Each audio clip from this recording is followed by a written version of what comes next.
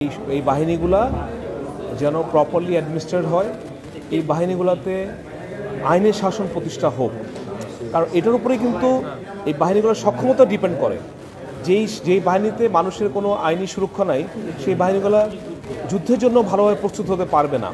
আমি যদি সারাক্ষণ আমার চাকরি নিয়ে ভীত থাকি যে আমাকে শুধুমাত্র আমাকে যা বলবে তাই করতে হবে, সেটা ন্যায় হোক অন্যায় হোক, যেই কারণে আপনারা দেখেছেন যে বাহিনীগুলো অফিসাররা কি জড়িত হয়ে গেল গুম খুনে অন্যায় কাজে, কারণ তাকে আদেশ দিয়েছে তাদের একজন সিনিয়র অফিসার, এবং যেহেতু তার কোনো আইনি সুরক্ষা নাই সে বাধ্য হয়েছে, এবং করতে করতে একসময় সে নিজে ক্রিমিনাল হয়ে গেছে।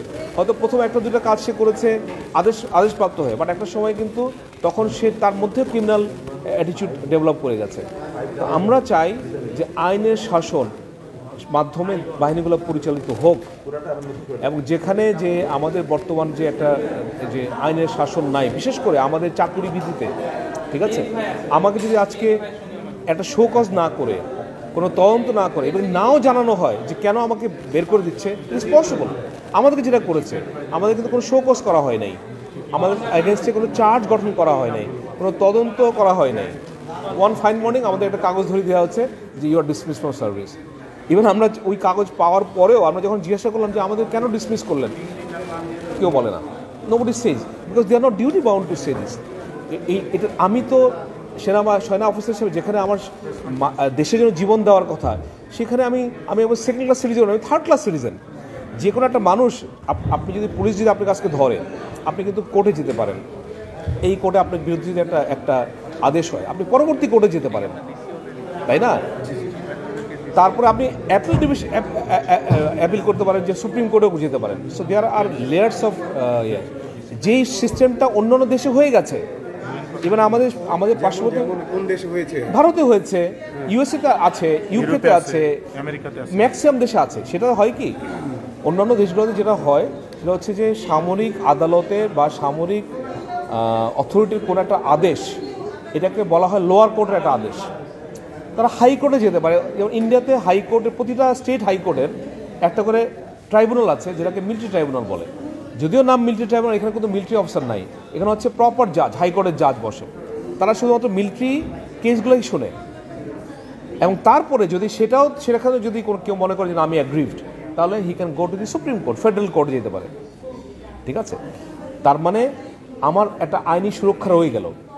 শুধুমাত্র যে আমাকে ভিক্টিমাইজ করা হচ্ছে, তারা ভুলও তো হইতে পারে, একটা ভুলের মাধ্যমে তো আমি চাকরি হারাইতে পারি, বা আমার বড়সড় ক্ষতি হয়ে যেতে পারে।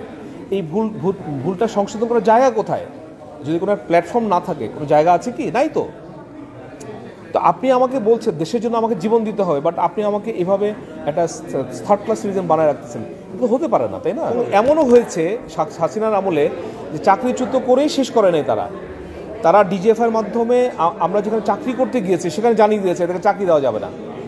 আমাদের অফিসাররা উবার চালাইছে, বাধ্য হয়ে উবার চালাইছে। তাপস বানারকে যারা ছিল, তাদেরকে প্রতিদিন সকালবেলা এবং সন্ধ্যার সময় ডিবিতে তাদেরকে রিপোর্ট দিতে হইতো, সপ্তাহে একদিন ফিজিক্যালি গিয়ে দেখা করে আসতে হইতো। এটা কোনো জীবন হইল? এবং কোনো চাকরি করতে পারতো না। দেখা গেল যে ভুলে কেউ চাকরি দিয়ে দিচ্ছে, 7 দিনের মধ্যে গিয়ে তাদেরকে বলছে যে একে চাকরি দেওয়া যাবে না। বলছে ভাই কী করবো, we can't fight against the intelligence, that's how was the life. তো এইটা রিকোর্স আমরা এখন বিপ্লবের পরে একটা নতুন গভর্নমেন্ট এসছে, আমাদের জনগণের গভর্নমেন্ট এসছে, আমরা কি এই আশাটা করতে পারি না? অবশ্যই অবশ্যই। সো সেটাই চাচ্ছি আমরা। We are not asking anything যে আমার কোনো অন্যায় না হইলেও আপনি আমাকে মাফ করে দেন। We want each of our cases should be reviewed, that's it. আমার যদি অন্যায় থাকে, ঠিক আছে, সেটা রিভিউ করা হোক। আমরা কি সবাই কি আমরা কি ইয়াতে ছিলাম? Not necessarily. আমাদের মধ্যে যে যদি কেউ অন্যায় করে থাকে রিয়েলি, সেটা রিভিউ করা হোক।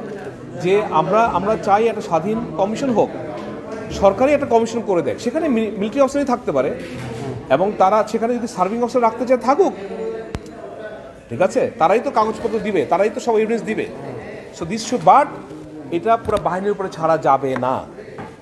বাহিনীর উপর ছেড়ে দিলে এটা আসলে এই ন্যায্য বিচারটা হবে না। এটা আপনাদের বোঝা উচিত, ঠিক আছে? এটাই আমরা বারে বারে বলার চেষ্টা করছি।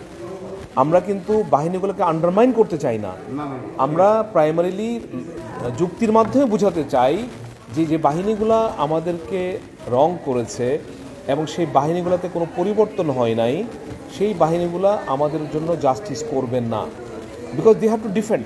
তারা যদি এখন বলে যে না হ্যাঁ অন্যায় করা হয়েছে, তাহলে তারাই তো কোশ্চেন হয়ে যাবে, হবে না? বুঝতে পেরেছি যে আপনারা তাহলে কোথায় ছিলেন?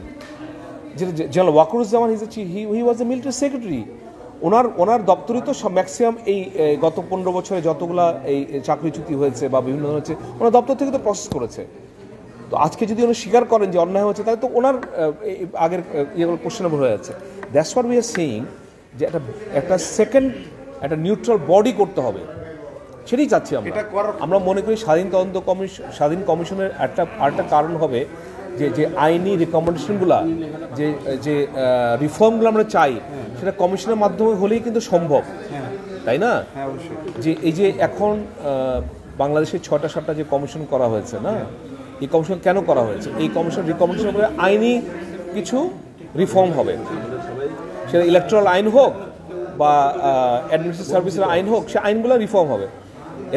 এরা তো আইন ঠিক করে দিয়ে দেবে না, ওরা তো আজকে করলে যে আইন হয়ে গেল, তারা রিকমেন্ডেশন দিবে। সেই রিকমেন্ডেশন আইন তো ইভেনচুয়ালি এন্ডোর্স করতে হয় পার্লামেন্টে, তাই না? আমাদের সেনাবাহিনীর বা সশস্ত্র বাহিনীর যদি কোনো একটা লিগাল রিফর্ম হয়, এটা ফাইনালি পার্লামেন্টের রিফর্মটা এন্ডোর্সমেন্ট করতে হবে, বাট একটা বডি করতে হবে যে বডিটা রিকমেন্ডেশনটা করবে, তারা এক্সামিন করবে, সবার সাথে কথা বলবে, বিভিন্ন কেসগুলোকে ডিল করবে, যে এই কেসগুলো এরকম অদ্ভুত ঘটনা কেমনে হইল, ঠিক আছে না? That's what we are asking.